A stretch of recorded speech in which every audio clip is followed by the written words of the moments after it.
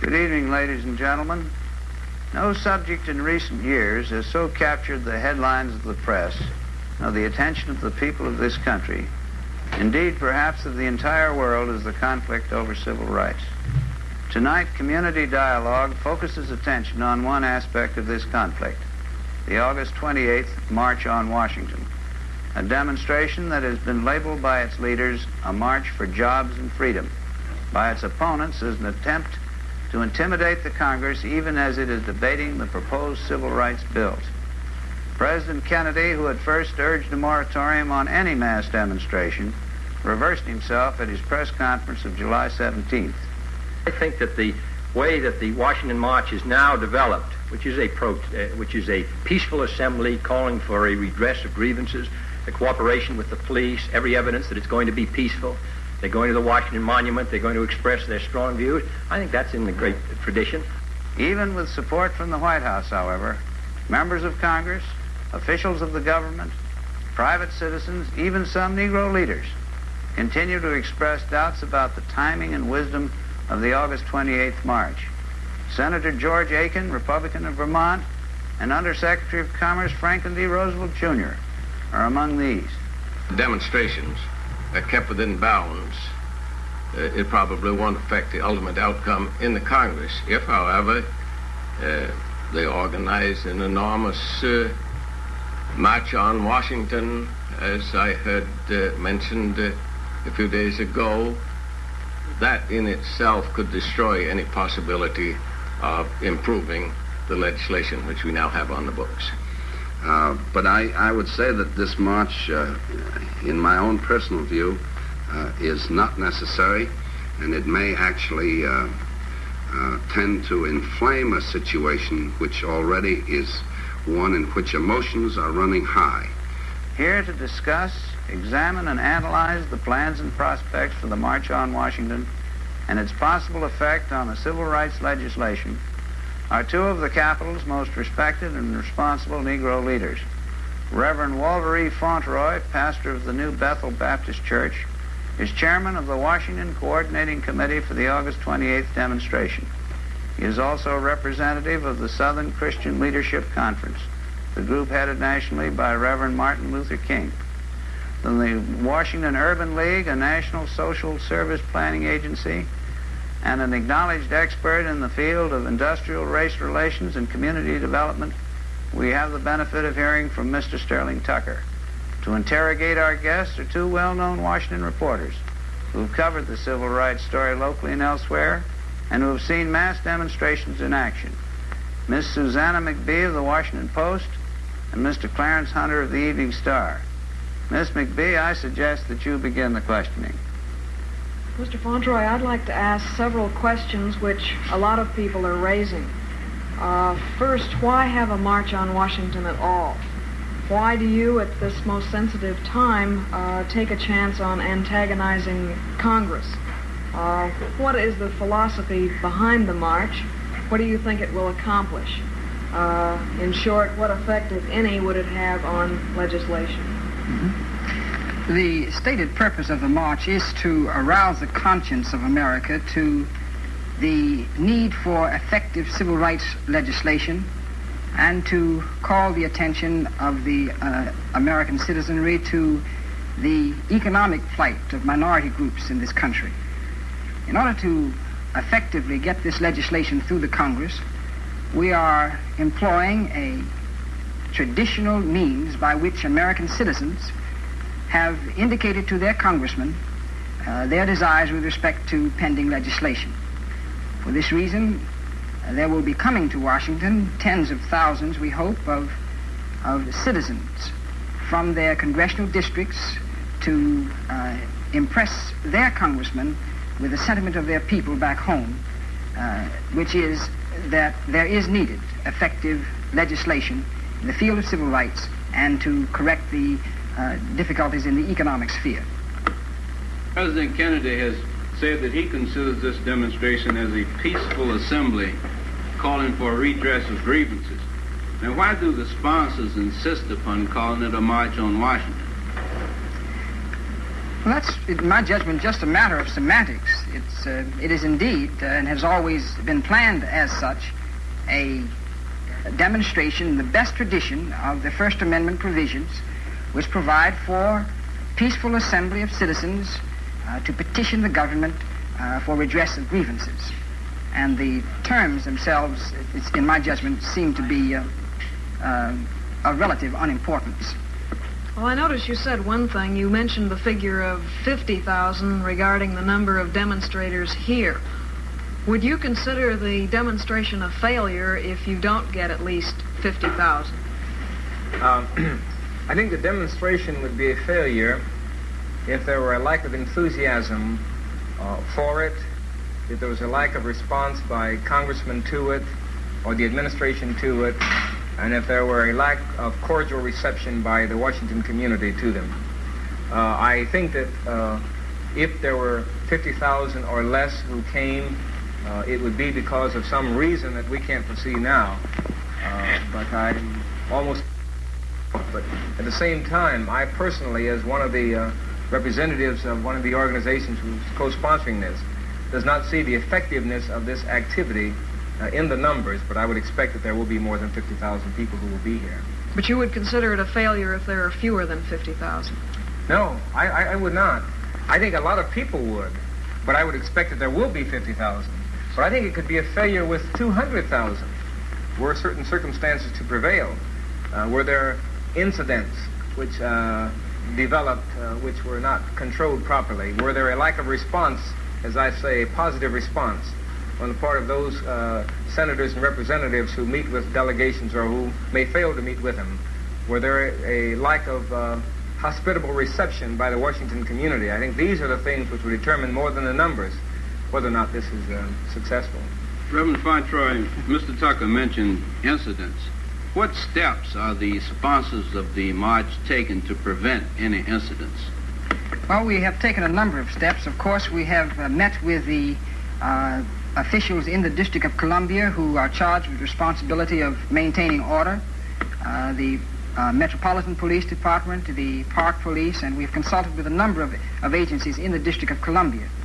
In addition, we are developing our own force for internal control purposes of roughly 1,500 marshals who will assist in moving the people in the process of the assembling of these petitioners from their congressional districts. We feel that with this type of effort, there will be a minimum of trouble, and certainly with the dedication on the part of the people who will make the journey to Washington, we anticipate no violence. Are the people you expect in Washington being trained in the nonviolent technique? We are making every effort to assure that those who come to participate are committed to nonviolence as a creative means of protest. Indeed, we are planning to be able to identify everyone who participates in the march through the state organizations, the state coordinating committees for the march. Will they wear any special mark of identification? The marshals will be clearly identifiable, and all of the marchers also. Mr. Fontroy, you said that you expect no violence. If there is violence, would this kill the legislation? I suspect that there is a danger that if the march loses its focus, which is to a peaceful petition, that it will be used as an excuse on the part of some people for not wanting to vote on the legislation which we will be here to urge. What if I, Mr. Chair, Right ahead, might Mr. speak Tucker. to, because the questions that are being raised now in an area of broad considerations, and I'd like to make a comment here. One is that I believe that if there's violence, it won't be caused by those who come here. It won't be by the demonstrators. The planners of this activity are taking all precautions out in the state delegations. There will be this type of orientation. They are being urged to come as delegations on buses. There will be orientation along the way. They will be in reception centers, delegation centers. Once they get here, they'll spend the mornings there. Here there will be further orientation. Then there's these 1,500 marshals who are all especially trained here, and we have a Washington police force which has a history of conducting all types of parades and handling all kinds of demonstrations. And I think only once was there anything got out of hand. I was in the early 30s in the bonus march in Washington. I'd like to comment further on a series of questions that Ms. McBee asked of Mr. Fontroy in the beginning. Because I've been on several programs recently and in many meetings, and as I've gone about the community and about the country, people have said, why don't you think this will hurt civil rights legislation? In nearly 90 years, our Congress has passed, I think, 3 pieces of legislation in the civil rights field. The Congress has carried its responsibility least in the 3 branches of our government. The judiciary has carried the responsibility almost alone. And the executive branch, until recently, had not done very much in the civil rights field. The Congress has done practically nothing. Now, I can't understand why anybody would expect that if Congress in nearly 90 years has done practically nothing in the civil rights field, that given the same set of circumstances, sitting back in their quiet chambers, undisturbed, that they would be any more disposed to civil rights legislation today than they have been. I've said that this year we're observing the centennial of the Emancipation Proclamation. But I would expect that if we still had slavery and the freedom of slaves was a part of the President's Civil Rights package, it'd be the most controversial piece in that package, and it wouldn't pass the Senate of the United States in its present mood. Which means that we cannot expect to do business in the same old way and get the kind of results that are needed in these times. I think the Congress must be moved to understand that the people are on the move and things must change, and that there is a special responsibility that the Congress of the United States must assume at this time. You think the march then will actually help the prospects for the legislation? Indeed, I do think it will help the prospects for legislation. As a matter of fact, Mr. Fontroy and Mr. Tucker, I suppose there's a certain calculated risk in this whole business of the march. And Mr. Wilkins the other day could not guarantee that there would be no violence. Obviously, he couldn't. Right. But I'd like to pose the question as to whether or not the leaders of the Negro community, who have the job to a large extent of managing this particular demonstration, whether they recognize that any constitutionally protected right has certain limitations. The right of free speech, for example, doesn't permit a person to go to a Catholic church on Sunday when Mass is emptying and say to hell with the Pope. Now, just exactly what responsibility are the Negro leaders prepared to take in the event of this thing getting out of hand from their point of view? I don't quite understand when you say what responsibility. Well, what I have in mind is this, that suppose some of the 100,000 people, and that's a lot of people, and you can't certify the bona fides of every one of these people that comes to Washington. You'd like to, but you can't do it. There are just too many people. Suppose one of those fellows commits an act of violence and leaves something or other that gets out of hand as bloodshed. Now, what responsibility for this kind of a thing are you prepared to take? Mr. Fonfrey, you want me to make a comment? Yes, you may, and then I'll... But I think this. These are individuals who are coming. And I believe that people would be coming to Washington whether that was sponsored by these 6 organizations or not. As a matter of fact, I think some of our national directors of our organizations have said this. And people come to Washington every day to protest one thing or another. It so happens that these people will be coming in numbers. And I think that we will have the advantage of their being organized, and that we will have the advantage of their being planning. Now, each individual, however, must be responsible for his own behavior. I mean, this is, and each person who comes must be subject to his own actions, and he must be responsible for them. I mean, we can do all the planning that we can. The police department will do its planning. But beyond that, I don't see what can be expected of those who have other planning responsibilities. I'm sorry to have intruded, and I'll turn this back to the proper interrogator.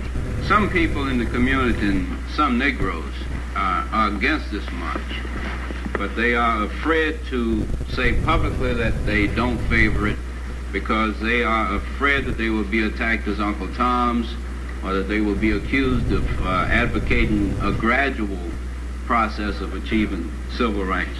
Now, my question is this. Do Do you think that this is a healthy situation when persons are afraid to speak out and speak their real convictions on this thing for fear of being attacked personally in the community? But some of these people say that that they don't feel that it's time for the march. Some would rather see it come about after a filibuster starts, in timing in that respect. Some have a feeling that this might get out of hand, that there really might be some violence. Yes. I have no, as I said, I have no fear at all that there will be violence precipitated from among the demonstrators. But as to your question of timing, again, we have to remember what the focus of the demonstration is. Our purpose is to call attention to the Congress and to the nation, and to arouse the conscience of the nation at large to the need for this legislation. In this sense, the demonstration is not an end in itself. It is a sort of focal point for what will be going on up until that time. We are working now to mobilize people in communities to write their congressmen, to express to their congressmen their feelings about the need for effective legislation. The demonstration itself is a sort of crystallization of this. And hopefully, the sight of these many people on television sets across the country, the news reports about these many people who felt seriously enough about the civil rights question and the economic problems in this country to make the journey to Washington, will so prick the consciences of American people everywhere that they will join in responding, in writing, in making such expressions to their congressmen. So that if this demonstration were held later, as some have suggested, it might be too late. We feel that this will give the demonstrators who come here and become caught up themselves in the spirit of the revolution that is sweeping the country.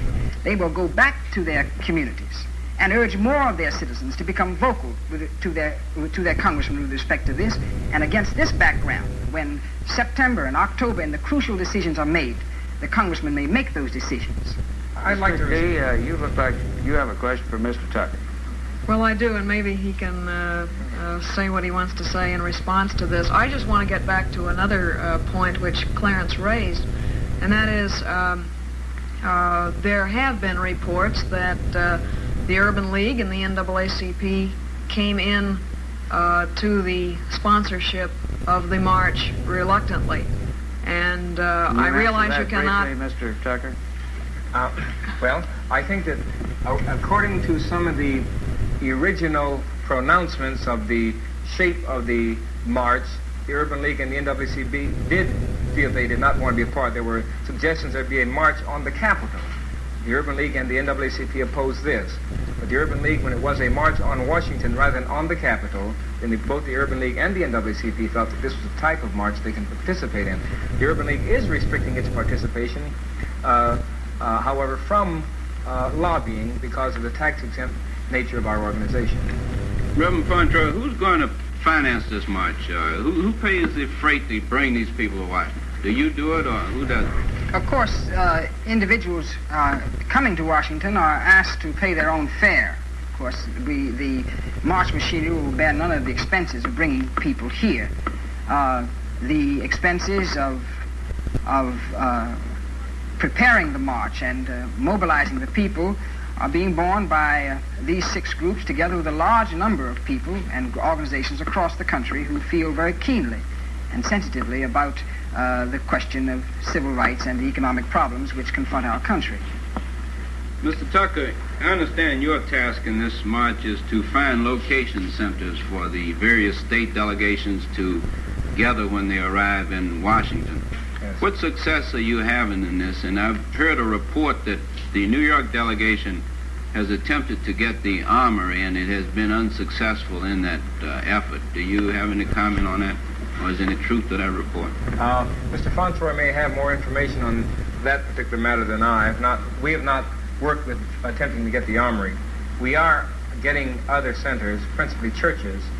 We have had a number of calls, unsolicited, except through the newspaper announcements of where churches are offering themselves to us. We are going to go out and get a center for each of the states so that each delegation may come to a central point.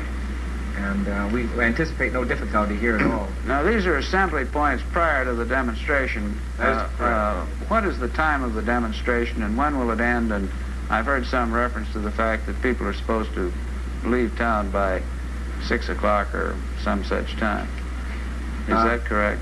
Yeah, roughly the time schedule is from about 10 or 10:30 until noon. They will be at these assembly points. We hope that there we can get congressmen and senators to come and speak to delegations. In some instances, there will be small groups who will be going to the Hill to visit their congressmen. From there, we go to the White House, to the South Ellipse, isn't it? And there, it is hoped that leaders of the demonstration will speak with the president, and that and there will be a statement with reference to the concern about the economic plight of the Negro and other minority groups in America. There will be assembly there, and from there to the parade, down to the parade route to the Lincoln Memorial, in a rally, a meeting, a demonstration where there will be speakers, which will last a couple of hours. We would hope that this would all end by 5:30, and as many delegations as possible would be heading for home as soon after that as possible. Most of these people, I take it, would come by automobile. Our hope is that they won't. We're hoping that they will mobilize and come by bus. I think it will be easier to handle, and of course problems of logistics will be considerably reduced if this is the case. Well, how can you, how can you handle 100,000 people at the Lincoln Memorial? Physically, how can you do it? It has been, this is a question which has been given due consideration, and it is a judgment of leadership on the basis of previous experiences at the Lincoln Memorial dating back some 30 years, that that number can be accommodated in the area surrounding the Lincoln Memorial.